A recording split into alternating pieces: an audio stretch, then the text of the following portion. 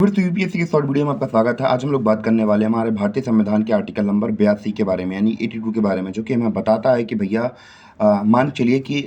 जैसे कि मान चलिए कि हमारे देश के अंदर सेंसस होते हैं, यानी कि हर 10 साल बाद सर्वे होते हैं, पूरे जनसंख्या की गणना होती है,